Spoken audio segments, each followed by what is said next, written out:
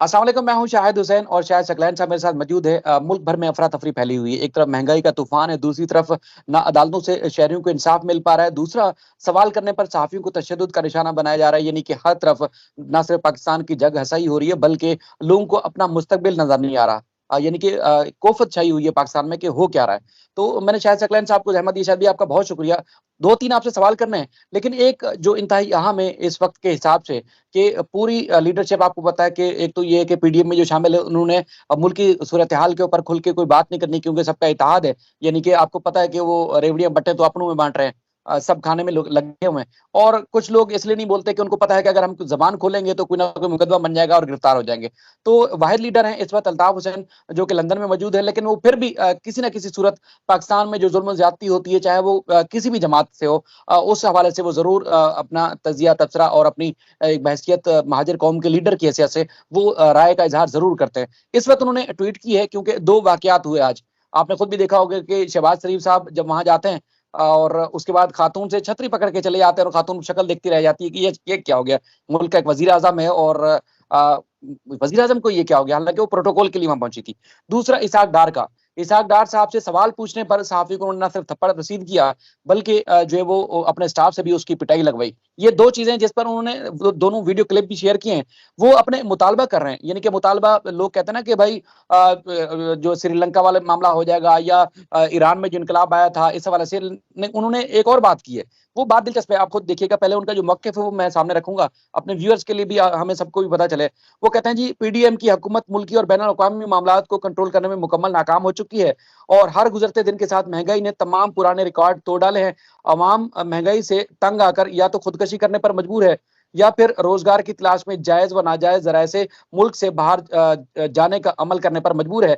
IMF से ताहाल मुआहदा न होने की के सबब जो है हुक्मरानों के आसाब जो है शल हो चुके हैं। वजीर आजम से लेके वफाकी वज़रा इनके हालत में इनकी जो हालात है उसमें शदीद ज़हनी दबाव का शिकार हैं। वो इस कैफियत में अजीब व गरीब किस्म की हालात और हरकत के इर्तिकाब करने पर कर रहे हैं। और उनका ये भी कहना है कि जिसकी वजह से मुल्क की ना सिर्फ बदनामी हो रही है, बल्कि आलमी सतह पर भी जग हसाई हो रही है। उन्होंने मुतालबा किया है, कहा कि मसला जो है उसका वाहिद हल ये है कि 1789 का जो इनकलाब था, इनकलाब फ्रांस, उस जैसे इनकलाब की जो है पाकिस्तान में जरूरत है, ताकि मुल्क के तमाम फरसूदा निज़ामों का मुकम्मल खात्मा हो और हर इनकलाबी अमल को कामयाब बना सके। क्योंकि जिस तरह की चीजें हो रही हैं, आपको पता है कि आपने किताबों में जरूर पढ़ा होगा फ्रांस के इनकलाब के हवाले से, किस तरह का इनकलाब है और उसके बाद फिर फ्रांस की सूरत हाल देखें, दुनिया में किस तरह के चर्चे हैं। अब आप इस्लामाबाद का बताइएगा, क्योंकि मुल्क में खवातीन के साथ ज्यादती हो रही है, कोई पूछने वाला नहीं है। लोग खुदकुशियां करने पर मजबूर है, कोई पूछने वाला नहीं है। यानी कि अगर कोई सवाल भी कर ले तो उनकी पिटाई हो जाती है। शाहिद भाई, बहुत बहुत शुक्रिया। आपके व्यूवर्स को बहुत सारा सलाम। अल्ताफ हुसैन साहब के हवाले से आपने ट्वीट का जिक्र किया। देखें, मेरा ख्याल से हर वो शख्स जो ज़ाहिरी बात है इस मुल्क के हालात को देख रहा है, चाहे वो मुल्क के अंदर बैठा हो, चाहे मुल्क के बाहर हो, चाहे वो रेडी चला रहा है, चाहे वो रक्षा चला रहा है, चाहे वो कोई दुकानदार है, उससे जब भी आप कोई बात करें तो उसके जो जज्बात होते हैं वो तकरीबन इसी तरह हैं या इससे कुछ आगे हैं। मतलब कुछ जज्बात तो ऐसे भी हैं कि वो जज्बात बयान भी नहीं किए जा सकते टीवी पे, या मतलब कुछ ऐसे जज्बात भी हैं लोगों के इस हुकूमत के हवाले से, इस सेटअप के हवाले से जो सेटअप लाया गया था बाकायदा तौर पे। तो लोगों के जज्बात जो है वो बहुत बुरी तरह मजरूह हैं। वजूहात बहुत सारी हैं। देखें, इसमें कोई शक नहीं, महंगाई है बहुत ज्यादा और इन्फ्लेशन का रिकॉर्ड, मतलब रिकॉर्ड, कभी पाकिस्तान की तारीख में इतनी महंगाई नहीं हुई जितनी अब हो गई है। इसहाक डार साहब को लाया गया था एक मसीहा के तौर पे और स्पेशली केसेस खत्म करवाए गए, पासपोर्ट दिया गया और पता नहीं क्या कुछ कर करा के कि इसहाक डार आएगा, तब्दीली पता नहीं क्या कुछ लाएगा, सोने की इधर शहद और दूध की नहरें बहना शुरू हो जाएंगी, डॉलर जो है वो एक जो है ना कोई 10-15 डॉलर का एक हमारा रुपया हो जाएगा। और मतलब कोई इस तरह के मामलात ना, इस तरह की आल दो लोगों में से किसी ने भी उस पर यकीन नहीं किया था, मां सवाए हमारे चंद उन सहाफियों के जिन्होंने ज़ाहिर बात है यही मामला करना होता है, और उन्होंने भी इनको मसीहा के तौर पे अपने कॉलम्स में और अपनी वीडियोस में पेश किया था। बहुत अपने आप को बड़ा सहाफी कहते हैं, लेकिन सबको पहले से पता था कि ऐसा कुछ भी नहीं होने जा रहा, क्योंकि ज़ाहिर बात है जितने भी ये लोग इकट्ठे हुए हैं ये सबको पता है ये जाती मफाद के लिए इकट्ठे हैं। जितने लोग इकट्ठे हुए हैं, चाहे वो पीपल्स पार्टी है, चाहे वो मुस्लिम लीग नून है, उन्होंने अपने काम सीधे किए हैं। जितने भी इकट्ठे हुए हैं इनको एक ही खौफ था और वो खौफ इमरान खान का था। जितने भी इकट्ठे हुए हैं इनको ये था कि अगर मजीद हुकूमत चली, जो गुज़श्ता हुकूमत थी, तो शायद इनका नातका, इनकी रोजी बंद हो जाएगी। इनको आम आदमी का इतना सा भी फर्क नहीं पड़ता शायद भाई। आपको पता है, मैं भी उसके ऊपर वीडियोस कर रहा हूँ, यूनान जाते हुए हमारे कितने पाकिस्तानी यंग लड़के बिल्कुल जवान, ऑल दो वो इलीगल जा रहे थे। क्यों जा रहे थे इलीगल? तो वजह थी ना, लीगल जाने को उसके पास पैसे नहीं थे। मुल्क में क्या कुछ चल रहा है, लोग खुदकुशियां कर रहे हैं भूख से, महंगाई की जो हालत है वो आपके सामने है, तो लोग क्या करेंगे?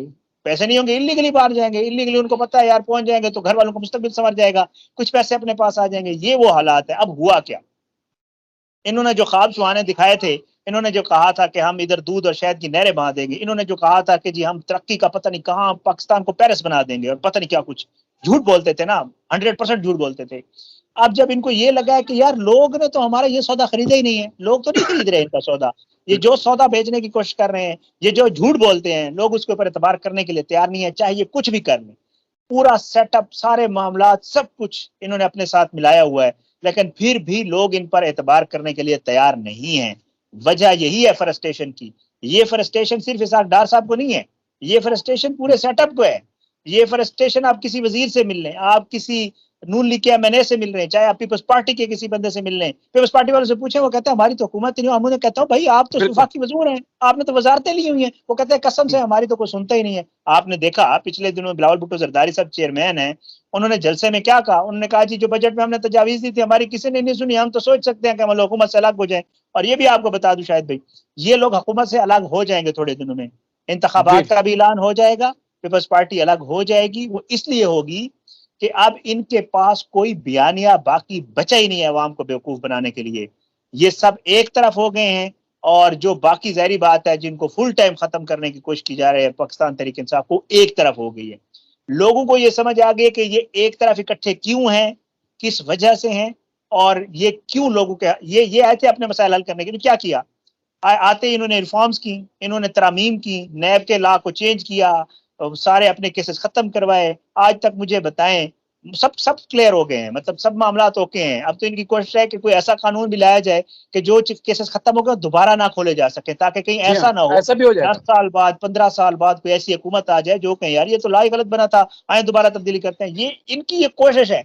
अब ये और एक कोशिश कर रहे हैं, इनकी ये कोशिश है कि ये इंतखाबात का इल्तवा करें। ये नून लीग, बिल्कुल हमें एमएनएज कहते हैं नून लीग के, इनके अपने लोग कहते हैं कि हमारी पार्टी ये चाहती है कि अगले मार्च अप्रैल में इलेक्शन हो। ये आपको खबर दे रहा हूँ, वो कहते हैं अगले मार्च अप्रैल में इलेक्शन हो। क्यों? वजह उसकी वजूहत बना देता हूँ। सितंबर में उमर अता बंदियाल साहब जा रहे हैं, उसके बाद काजी फायज ईसा साहब, आपको पता नोटिफिकेशन हो गया, सदर साहब ने उसके ऊपर साइन कर दिए, आ रहे हैं वो चीफ जस्टिस के तौर पे। इनको ये लगता है, नून लीग वाले कहते हैं कि काजी फायज ईसा हमारा जज है, जो कि गलत करते हैं। जज को अपने साथ पॉलिटिकल पार्टी को टैग करना ही नहीं चाहिए। जज होता है वो कानून के मुताबिक फैसले देता है। इनको ये लगता है कि सितंबर में वो आ जाएंगे, फिर ये माहौल बनाएंगे। इन्होंने एक बहुत बड़ा बजट दिया है जो कि तरक्याती है, जो किसी भी सूरत पूरा नहीं हो सकता। इन्होंने अपने एमएनएस को अरबों रुपए देने हैं ताकि वो पॉलिटिकल बयानिया बनाए ना, तरक्याती काम करेंगे, ये करेंगे, इनको टाइम मिल जाएगा। इनकी ये सोच है कि उससे पहले ये नवाज शरीफ को वापस लाएंगे ताकि वो आके कंपेन करे। इनकी ये सोच है कि ये तहरीक इंसाफ के चेयरमैन को नाअहल करें, नाअहल करने के बाद जेल में डालें, ताकि, और पार्टी तो वैसे ही, मतलब ये जो समझ रहे हैं, जाहिर बात है सामने जो ऑप्टिक्स हैं लग यही रहा है कि पाकिस्तान तहरीक इंसाफ के मेन लोग तो छोड़ गए ना, तो अख्तर साहब भी छोड़ गए, पता नहीं कौन कौन छोड़ के जाएगा। इनको ये लगता है कि वो मामला हो जाएगा खत्म, फिर आ जाएगी वही पुरानी सियासत। नून लीग पीपल्स पार्टी एक दूसरे को गालियां देगी, इलेक्शन लड़ेंगे, जो भी जीता वो हुकूमत बनाएगा। पीपल्स पार्टी को जो पता है सिंध उनके पास है, वो उनसे छीन नहीं सकता। ठीक है, इनको ये है कि यार हमें पंजाब में, केपी में इधर उधर मैनेज करके बहुत सारे मामला, इलेक्शन से पहले फील्ड सेटिंग हो रही है, बहुत कुछ हो रहा है, बहुत कुछ हो रहा है, चाहे वो हल्का बंदियां हों, चाहे वो किसी कोई बंदे लगाने हों, चाहे वो इलेक्शन कमीशन के मामलात हों, चाहे वो किसी और तरफ के मामलात हों, सारे इनकी फेवर में करने की कोशिश की जा रही है। ठीक है, उसके बावजूद भी ये इनको यकीन है कि हम हार जाएंगे, उसके बावजूद भी इनको ये यकीन है। तो ये फ्रस्ट्रेशन है। साफी ने सवाल क्या किया, शाहिद कुरैशी ने, सॉरी मैं बात थोड़ी लंबी होगी, शाहिद कुरैशी ने क्या पूछा, हमारे सराइकी भाई है वो भी, उसने आपको जबान से भी समझ आ गई होगी कि वो सराइकी अपने एरिया का है वो।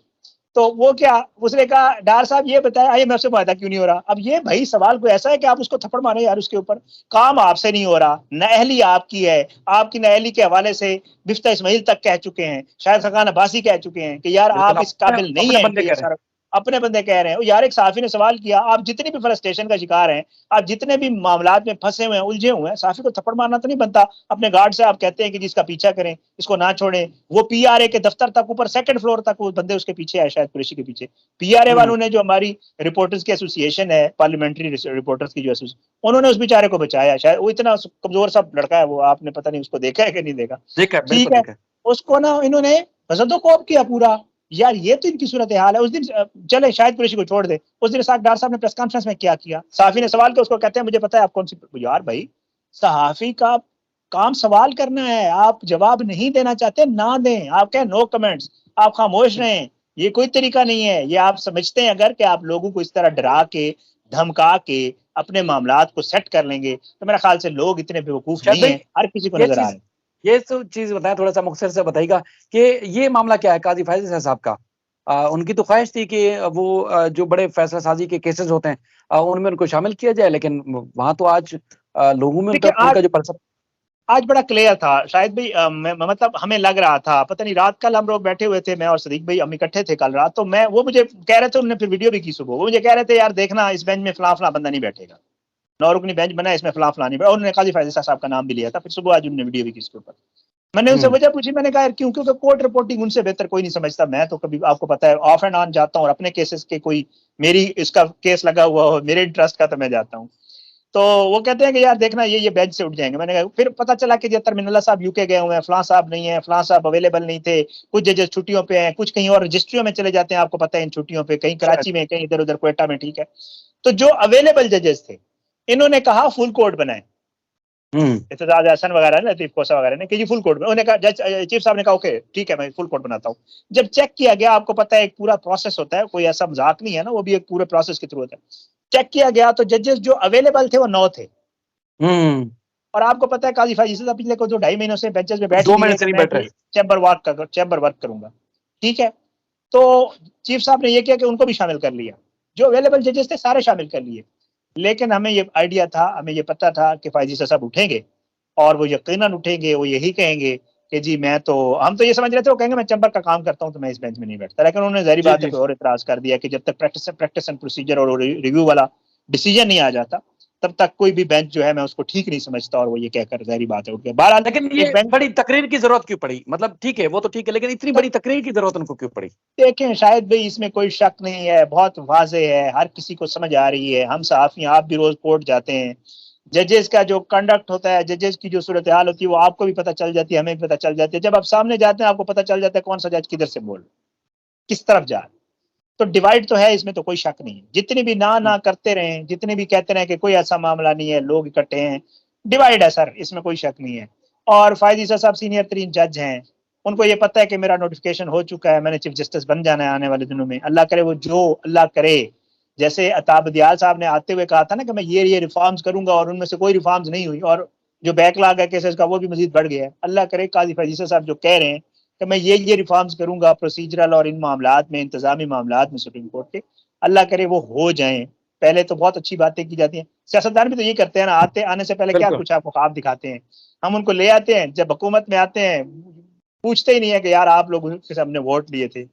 इधर भी अल्लाह करे यही हो जाए। लेकिन ये चीज सर बड़ी वाजे है, ये होना था, ये तो सामने नजर आ रहा है। और पता नहीं, आई डोंट नो, पता नहीं ये जो केस है इस पे कोई रिजल्ट भी निकलता है या नहीं निकलता, मुझे तो कोई लग नहीं रहा। बिल्कुल शायद भाई इसमें एक रिजल्ट निकले ना निकले, लेकिन जिस तरह का कद काट पेश किया जा रहा था और एक कौम के सामने जो काजी फैजी साहब का इमेज था, वो देखिए आज उनके हिमायती भी कह रहे हैं कि उन्होंने अपना कद काट जो था, एक इमेज था, वो खराब किया है। शायद भी मेरी बात, एक बात और भी करूंगा। देखें, एक चीज पाकिस्तान में जरूर हो गई है, बहुत सारे लोग ना, आपने देखा होगा, बड़े सहाफी थे, बहुत बड़े फन खान बनते थे, हम बड़े एंटी एस्टेब्लिशमेंट है और ये और वो है। ठीक है, कुछ ऐसे सियासतदान भी थे जिनमें रजा रब्बानी साहब, और जो आंसुओं से रोते थे, मैं बहुत जिक्र करता हूँ जब भी कोई पॉलिटिकल वीडियो करता हूँ। ठीक है, कुछ ऐसे जजेस साहबान भी थे जो बड़े बनते थे कि हम ये है वो है। अब सामने आ गया सर, बस इससे ज्यादा मैं क्या कहूँ। बस सर इतना ही कह सकते हैं, इतना काफी है। बिल्कुल। चलें शायद भी, आपका बहुत शुक्रिया।